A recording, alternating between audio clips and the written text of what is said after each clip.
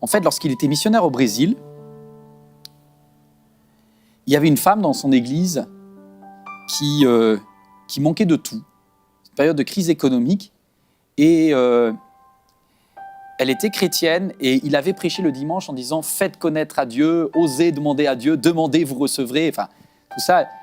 Et cette femme était en train de prier, c'est elle qui lui racontait ce témoignage. Elle dit « Pasteur, j'étais à ce moment-là en stress parce que j'avais la pression, elle était mère célibataire, elle avait sa famille à nourrir, ses enfants à nourrir. Elle dit « Dieu, il faut que je puisse manger ce soir. » Et Dieu, elle a entendu la voix de Dieu à ce moment-là qui lui a dit « Va au supermarché et fais-toi un plein caddie. »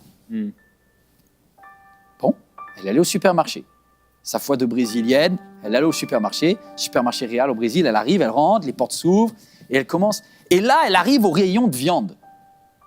Et instinctivement, elle dit « Il faut que je zappe, je ne vais pas me mettre en tentation. » Et elle réentend cette voix de Dieu, le Père qui dit « Je pourvoirai à tous tes besoins, fais un plein caddie.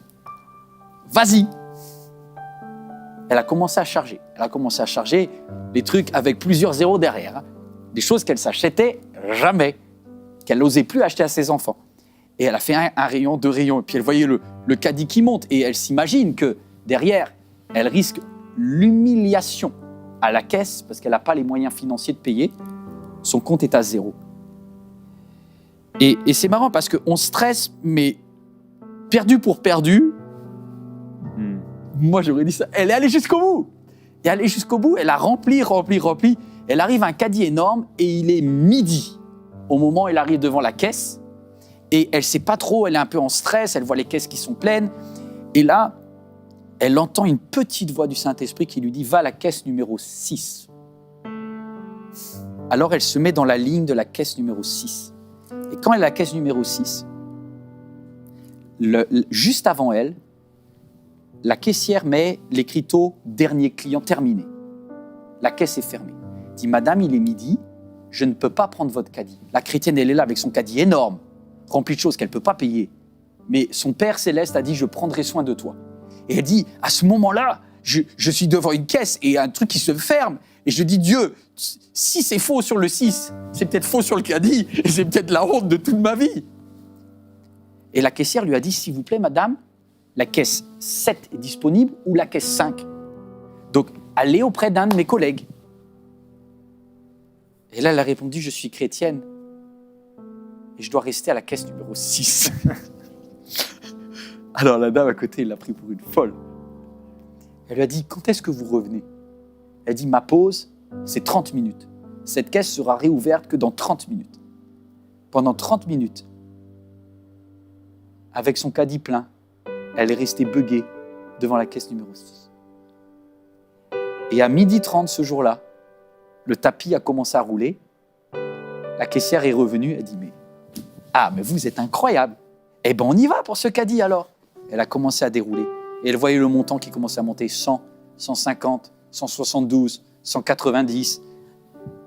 Et au moment où elle se liquéfiait, elle était presque arrivée au dernier article. Elle entend dans les haut-parleurs du supermarché « Tirage au sort du jour. La personne qui a ses courses à la caisse numéro 6, le magasin vous les offre. » Que dire? Elle s'est mise à pleurer. La caissière était choquée.